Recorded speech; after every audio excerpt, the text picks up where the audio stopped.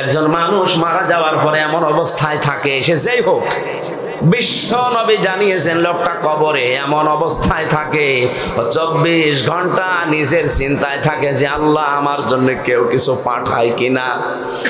সাগরের ভেতরে জাহাজ ডুবে গেলে একটা তক্তা পেলে মানুষ যেমন আঁকড়িয়ে ধরে বাঁচার জন্য চেষ্টা চালায়, মানুষ মারা যাওয়ার পরে প্রত্যেকে এরকম অসহায় হয়ে পড়ে। ওই লোকটা তো নিজেই একটা তক্তা নিয়ে ব্যস্ত আছে, না জানি কখন ডুবি কখন মরি। আপনি তার কাছে কলম পড়া নিতে গেছেন, ও কি করে সাহায্য করবে বলেন তো? কাজ যারা করছে আল্লাহ বাদে অন্য কারো কাছে সাহায্য চাওয়া, এটা হচ্ছে মুশরিকের কাজ। মুশরিকের জানাজা পড়া জায়েজ আছে? আসতে বলেন। কেউ যদি জেনে শুনে মুশরিকের জানাজা পড়ে সেও মুশরিক, কেউ যদি জেনে শুনে কাফেরের জানাজা পড়ে সেও কাফের। কত বড় কঠিন কথা চিন্তা করেন। অথচ লোকটা মারা গেলে কিন্তু আমরাই নিজেরা যে জানাজা পড়াবো, লোকটা তো এখন আর ঈমান নেই। ওই রকম একজন না, এদেশে লক্ষ লক্ষ মানুষের ঈমান খারিজ হয়ে যাচ্ছে। ঈমান ভাঙার কারণ কয়টা বললাম? আরো জোরে বলেন আরেকবার। মুশরিক হয়ে যায় ঈমান ভাঙলে। সে লোকটা যদি শিরিক করে, কুফরি করে, ও কাফের হয়ে যায়, মুশরিক হয়ে যায়। কোরআন হাদিসের স্পষ্ট দলিল হচ্ছে কেউ যদি কাফের আর মুশরিক হয়ে যায় তার জন্য জানাজা করা, কবরে দেওয়া জায়েজ নেই। এদেশে হাজার হাজার টাটকা মুশরিক মরে যায়, কবর তো দিচ্ছে আমরা, আর এমন দোয়া করি মনে হচ্ছে জান্নাত পেয়ে বসে আছে, ওর বাবার জান্নাত। নবীদের আপন চাচা আবু তালেব মারা যাওয়ার পরে বিশ্ব নবী নিজে হাত তুলেছিলেন, আল্লাহ তুমি আর যাই করো আমার চাচা আবু তালেবকে মাফ করে দাও। ফেরেশতাকে আল্লাহ বললেন হাত নামাতে বলেন। ফেরেশতা জিবরাইল এসে বলেন, হে নবী হাত নামান। কার জন্য হাত তুলেছেন? এই লোকটা আপনার চাচা, আমি জানি। এই যে সারা জীবন আপনাকে কোলে নিয়ে, কাকে নিয়ে, মাথায় নিয়ে চমা দিয়ে লালন পালন করে খাওয়িয়ে দাওয়ে মানুষ করেছে, আল্লাহ দেখেছে। কিন্তু লোকটা মুশরিক। লোকটা কি? মুশরিকের জন্য জানাজার নামাজ পড়াও জায়েজ নেই, ওর কবরের পাশে দাঁড়ানো জায়েজ নেই। ওয়ালা তুসাল্লি আলা আহাদিম মিনহুম মাতা আবাদা ওয়ালা তাকুম আলা কবরি। কোন মুশরিক যদি মারা যায়, মুনাফিক মারা যায়, এর কবরে নামাজ পড়া দূরের কথা, জানাজা এর কবরের পাশেও দাঁড়াবেন না। কথাগুলো যদিও শক্ত মনে হচ্ছে, এটাই বাস্তব। আমরা অনেকেই আপনাদেরকে ধোঁকা দিয়ে বোকা বানিয়ে রেখেছি আমাদের ব্যবসা টিকানোর জন্যে। আরে ভাই, মুশরিক কাফের মরে গেলে যদি আল্লাহ মাফ করে দেয়, তা আবু জেহেল কি ছিল বলেন? ওর কি দোষ? মনে করছেন কোনদিন ভালো কাজ করেনি? আবু জেহেল কাবা শরীফের সভাপতি ছিল, আর আপনি নড়াইল মসজিদের সভাপতি হয়ে বগল বাজাচ্ছেন আমি জান্নাত পাবো না। পাবে কি? নড়াইল মসজিদের সভাপতি হয়ে যদি আপনি জান্নাতের ভাগিদার দাবি করেন, আবু জেহেল কি হয়েছে? ও কাবা ঘরের সভাপতি। কিসের? কিন্তু জোর করি কি করে বলেন বলেন। এদেশে আজ হাজারো মসজিদের সভাপতি, সেক্রেটারি আর বিশেষ করে ক্যাশিয়ার হওয়ার জন্য জোর করে।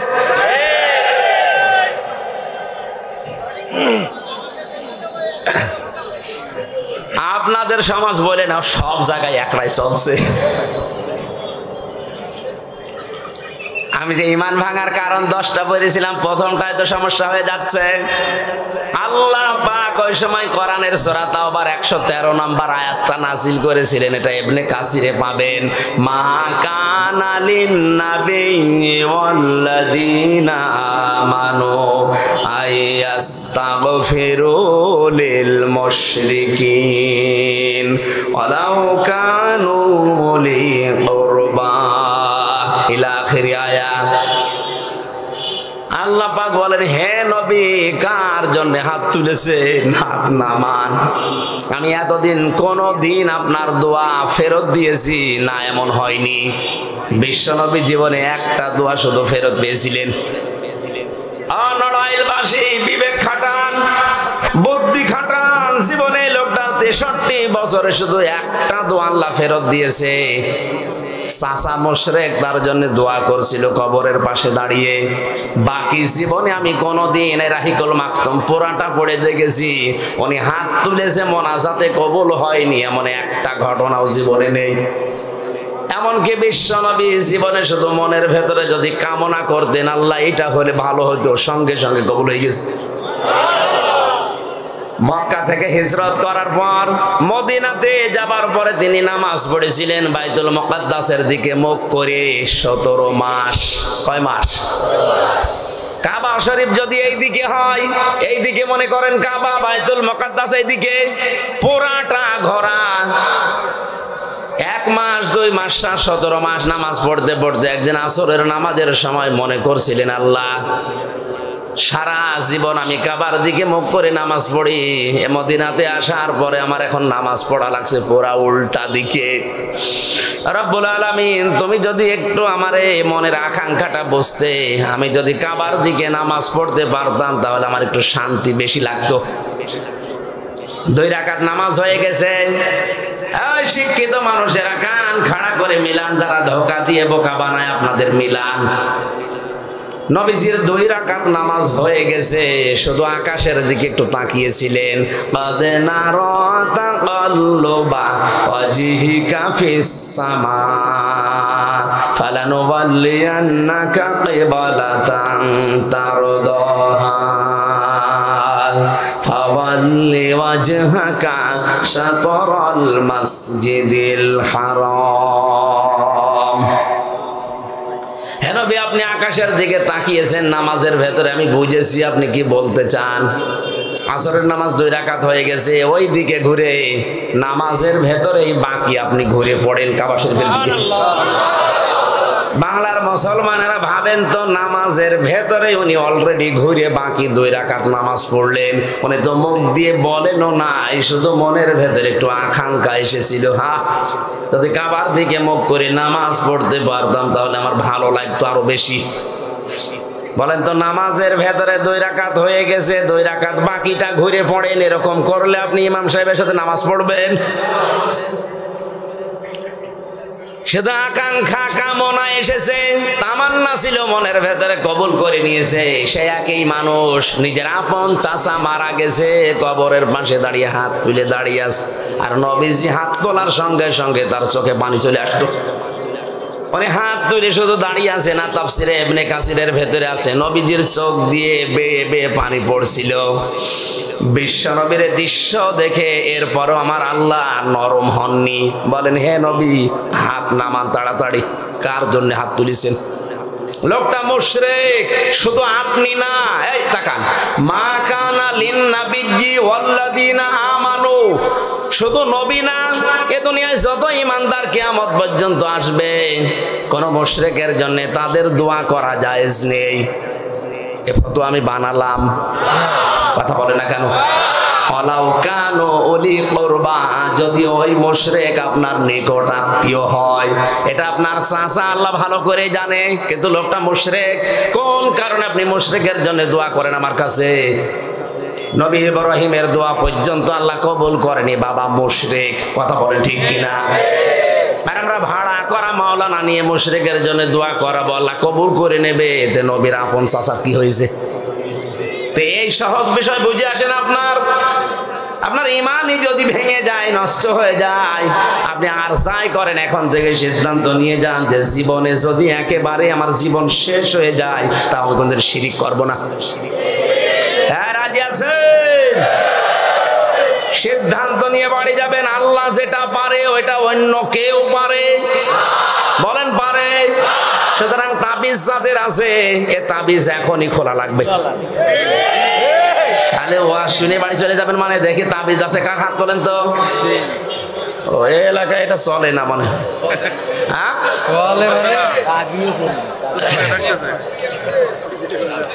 খুলে ফেলেন ভাই। আপনি আলাইসাল্লাহু বিকাফিন আবদা দিয়েছেন আল্লাহ কোরআনে, আমি কি আমার বান্দার জন্য যথেষ্ট না যে তাবিজ লাগবে? মেয়েদের হাতে, মাজায়, গলা এগুলো বেশি। সন্তান জন্ম নিতে পারে না, ওর গলার ভেতরে আর হাতের ভেতর 14টা মাদুলি লাগিয়ে রেখেছে। ও আমার মনে হয় যদি কথা বলতে পারতো, বলতো আল্লাহ আমি কি অপরাধ করলাম, পেটের ভেতরে 10 মাস 10 দিন ছিলাম, একটা তাবিজও লাগে নাই, আরে আসতে দেরি 14টা তাবিজ দিয়েছে, এক্ষুনি খুলে ফেলবেন, কোনো দরকার নেই। সব ভরসা হবে এখন থেকে, দুনিয়া একদিকে চলে যাক, কার উপরে? আপনার এইটুকু আল্লাহ দেখবে। ইব্রাহিম নবীকে আল্লাহ সাহায্য এমনি করেনি, আগুনের ভেতরে পুড়ে যাচ্ছিল, ফেরেশতা জিবরাইল এসে বলেছে আমার সাহায্য কামনা করেন, বলে না, এমন অন্ধ আল্লাহর ইবাদত করি না যিনি আমার চোখে দেখেন না। আল্লাহ কথাটা শুনে এত খুশি হয়েছিলেন, আল্লাহ পাক আগুনকে বললেন কুলনা ইয়া নারু কুনি বারদাও ওয়া সালামান আলা ইব্রাহিম। আল্লাহ নোটিশ জারি করলেন, আগুন আমি আল্লাহ বলছি আমার আদেশে ইব্রাহিমের জন্য আরামদায়ক হয়ে যা, শুধু ঠান্ডা হ এই কথা বলেনি।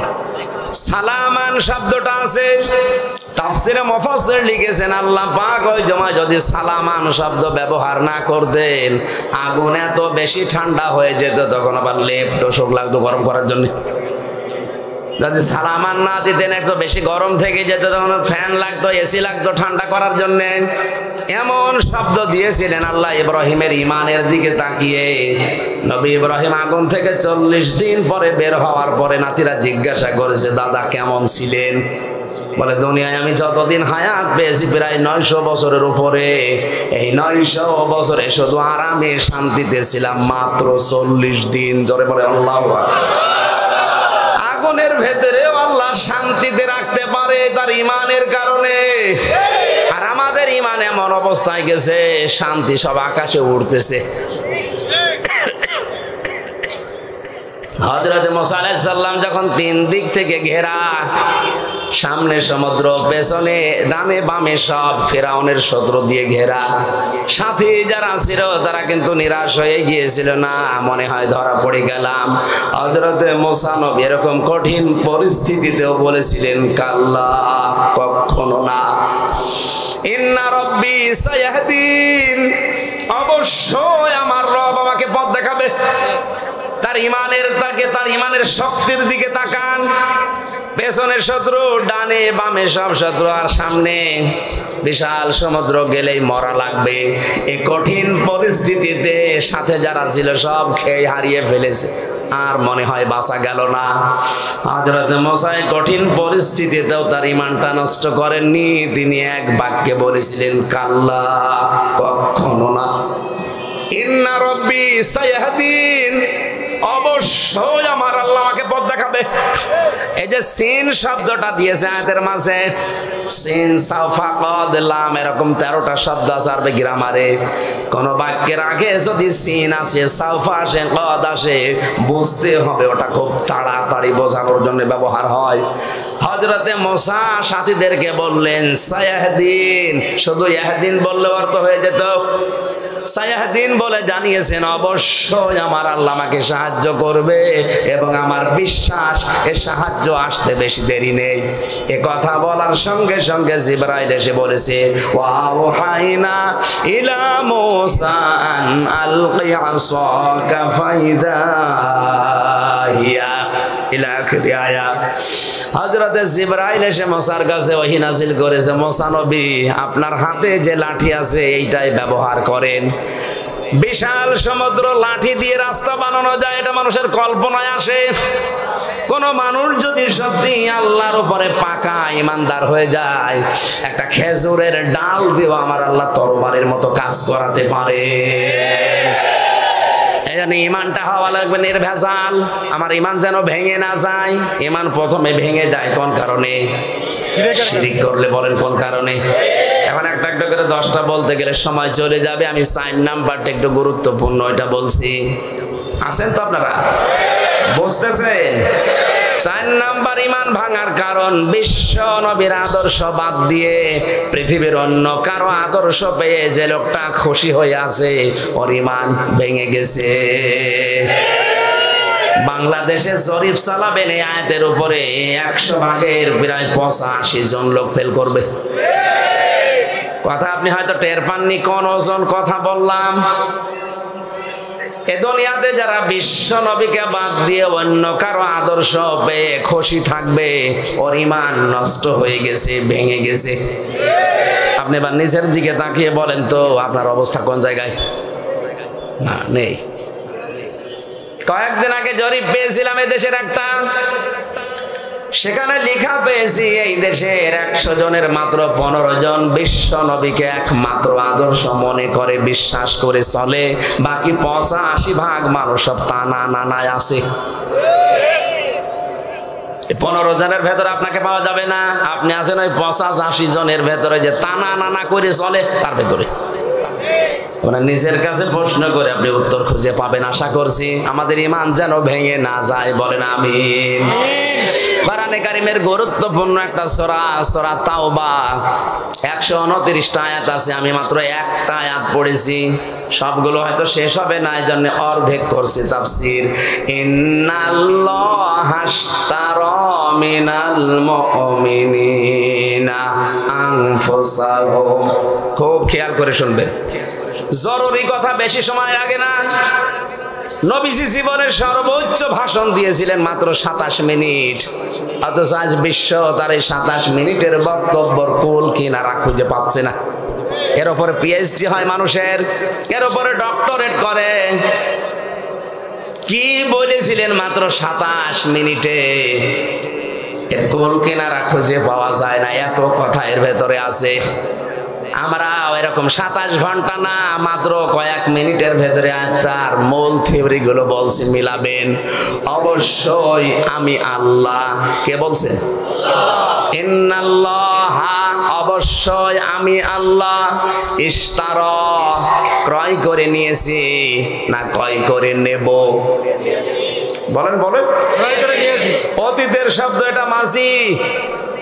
আমি আল্লাহ ক্রয় করে নিয়েছি মিনাল মুমিনিনা, মুমিনদের কাছ থেকে, আনফুসাহুম ওয়া আমওয়ালাহুম, তাদের জীবন এবং তাদের সম্পদ, বিআন্না লাহুমুল জান্নাহ, বিনিময়ে আমার বানানো জান্নাত তাদের দিয়ে দিয়েছি। নড়াইলবাসী এখানে খেয়াল করেন শব্দের দিকে। আল্লাহ পাক নিজে ক্রেতা। ক্রেতা কোন সলিমদ্দি কলিমদ্দি না যে ধোকা দিয়ে বোকা বানিয়ে 2 নাম্বার জিনিস দিয়ে দেবেন। ক্রেতাকে সরাসরি উনি নিজে, উনি বিচক্ষণ না। কোরআনে কারিমে বারবার উনি জানিয়েছেন আমি কিন্তু আলিমুন হাকিম, আমি অনেক বিচক্ষণ। দুনিয়ার মানুষের হিসাব নিকাশ করতে গেলে, বিচার আচার করতে গেলে সাক্ষীর প্রয়োজন হয়। আমি আল্লাহ এমন হাকিম, আমার কোনো সাক্ষী লাগে না, ওর শরীর ওর বিরুদ্ধে সাক্ষী দেবে। কিয়ামতে এজন্য আল্লাহ যখন বিচার করবেন, কোন মানুষকে সাক্ষী নেওয়ার জন্য ডাকবে না, ওই হামজা এদিকে এসে বলতো এর বিরুদ্ধে না। আল্লাহ পাক বলেন ইয়ারাফুল মুজরিমুনা বিসিমাহুম ফায়ুখাযু বিন নাওয়াসি ওয়াল আকদাম ফাবিআইয়ি আলাই রাব্বিকুমা তুকাযযিবান। জবান খুলে কোরআনের এই সোনালী আয়াতটা যাদের মুখস্থ আছে পড়েন, ফাবিআইয়ি আলাই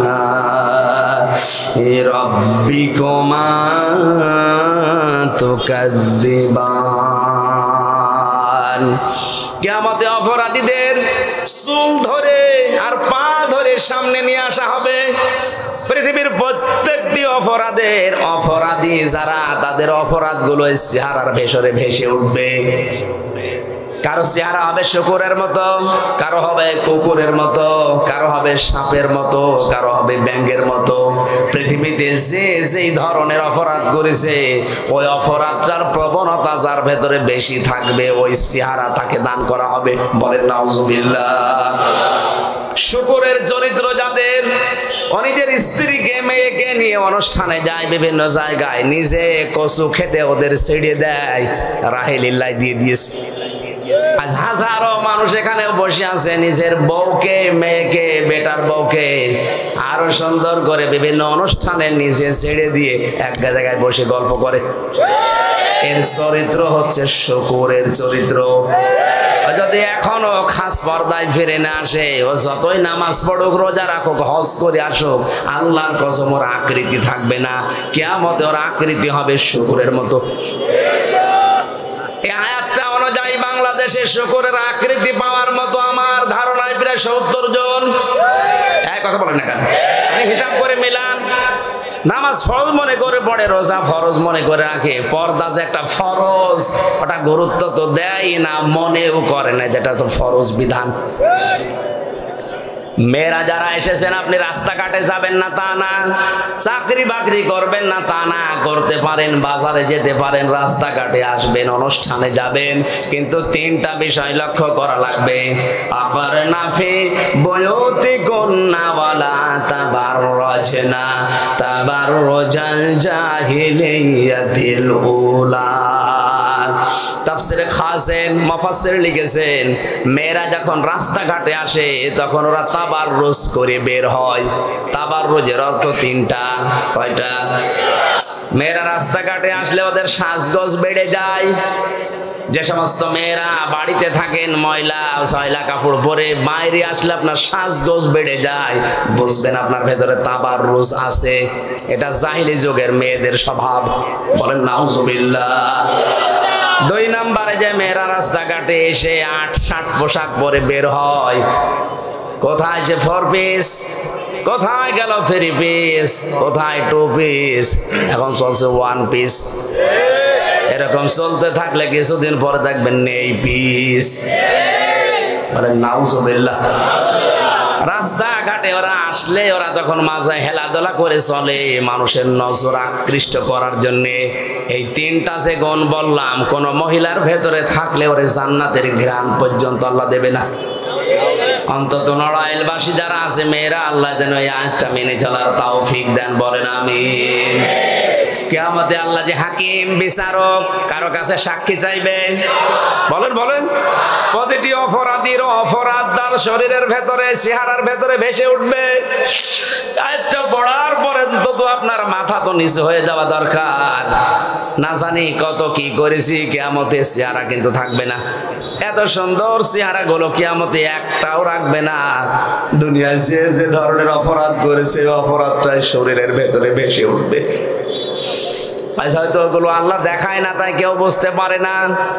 সাত্তার নাম আল্লাহ নিয়েছে, এই জন্য সব গোপন আছে, কেউ জানে না। কিয়ামতে আল্লাহ কিন্তু এইটা ভাসাবে আগে চেহারার ভেতরে।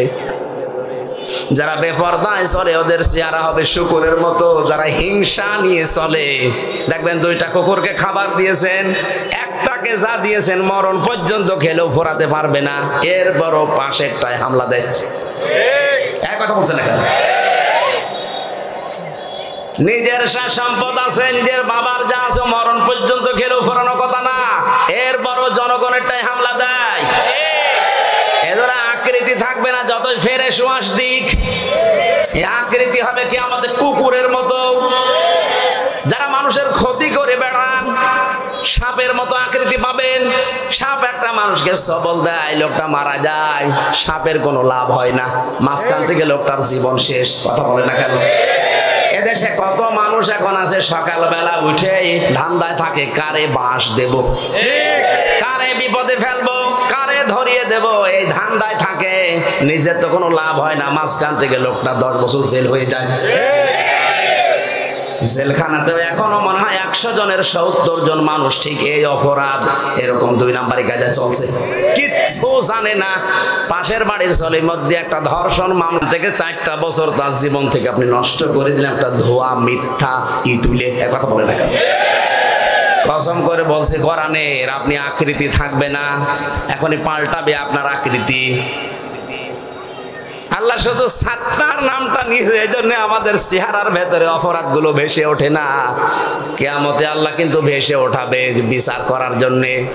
এই জন্য আল্লাহর বিচারের সাথে পৃথিবীর মানুষের বিচার মেলে না, কারণ পৃথিবীর মানুষ বিচার করতে গেলে সাক্ষী লাগে, আর আল্লাহর বিচারে কোনো সাক্ষী নেই। অপরাধের শাস্তি স্বরূপ অপরাধীর শরীরের ভেতরে ভেসে উঠবে। বলেন নাউজুবিল্লাহ। আমি কথা বলছিলাম সূরা তাওবার 111 নম্বর আয়াত নিয়ে। সুতরাং তিনি যে হাকিম, তিনি বিচক্ষণ, তিনি কিনতে চান। কিনতে চাই কে?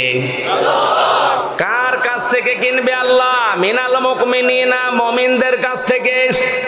আপনি মুমিন না হয়ে যদি দুনিয়া সব আল্লাহকে দিয়ে দেন, আল্লাহর দরকার নেই। কথা বলে না কেন? এখন আমাদের বোঝার বিষয় হচ্ছে আল্লাহ আমরা মুমিন হতে পারলাম কিনা। মুমিন যদি না হতে পারি, আল্লাহ কিনবে? আজ অনেক মুনাফিক মসজিদের টাইলস লাগিয়ে দেয়, কথা বলা লাগবে। মাদ্রাসার ছাদ বানিয়ে দিচ্ছে, অথচ ঈমান নেই মুনাফিক। আরে ভাই, মুনাফিকের, কাফেরের, মুশরিকেরটা তো আল্লাহ কিনবে না। আল্লাহ কিনতে চায় মুমিনদের কাছ থেকে। এখন আপনি মুমিন আছে কিনা এটা আপনার কাছে প্রশ্ন। এখন যদি বলেন আমি মুমিন আছি কিনা বুঝবো কি করে? বোঝা যাবে। আল্লাহর নবী বলেন তোর যে ঈমান আছে তুই বুঝবে কি করে? যখন তোর ভালো কাজগুলো আনন্দ দেবে আর অন্যায় কাজ দেখলেই তোর কষ্ট লাগবে, বুঝবি তোর ঈমান আছে। এই বাংলাদেশে ভালো কাজ সবার কাছে আজ ভালো লাগে না। ভালো কাজ যদি সবার কাছে ভালো লাগতো, তাফসীর মাহফিল, ওয়াজ মাহফিল বন্ধ করেন আপনি কোন ঈমানে বলেন? আজ পর্যন্ত প্রমাণ পেয়েছেন কাবার চত্বরে কোন মহিলাকে ধর্ষণ করা হয়েছে, অথচ নারী পুরুষ এক জায়গায় হয়ে সব তাওয়াফ করছে। এজন্য আমাদের উচিত হচ্ছে আমরা যদি কিছু বিক্রি করতে চাই, আমাদের আগে মুমিন হওয়া লাগবে। মুমিনের কোয়ালিটি আমি পেয়েছি কোরআনে 10টা। কয়টা? এত কথা তো এখন তাফসীর আকারে বলতে গেলে অনেক সময় লেগে যাবে। 5 মিনিট 7 মিনিট পরে তো আযান দেবে। আল্লাহ প্রথমে মাল কিনতে, জান কিনতে চেয়েছেন, মাল কিনতে চেয়েছেন। বিআন্না লাহুমুল জান্নাহ, বিনিময়ে আল্লাহ আমাদেরকে জান্নাত দিতে চেয়েছেন। সুতরাং জান আর মাল এটা টাটকা, পবিত্র, নির্ভেজাল হওয়া লাগবে। আল্লাহ যেন আয়াতটা শিক্ষা নিয়ে আমাদের প্র্যাকটিক্যাল লাইফে মেলানোর তৌফিক দান করেন, আমিন। এখন দিলেন প্রশ্ন, আরো আগে দিতে পারতেন। এখন যেহেতু কয়েক মিনিট পরে আযান দেবে, আপনারা ওযু করে নামাজ ধরবেন। ফরজ নামাজ মাগরিবের সময় তো সময় থাকে না। আমার লিখিত 2টা বই আমি জেল থেকে টুকে রেখেছিলাম, বাইরে এসে লিখেছি। মেয়েদের জন্য একটা, পুরুষের জন্য একটা, দাম্পত্য জীবনের কলহ এবং সমাধান। স্বামীরা কিনে স্ত্রীকে পড়াবেন, অন্তত সংসারের অশান্তি এবং পরকীয়া আশা করি দূর হবে। আর মেয়েরা কিনলে স্টেজে আছে নামাজের আগে নিয়ে যাবেন। হুজুর আমার প্রশ্ন, শাশুড়ি যদি বৌমার চোখে দেখতে না পারে,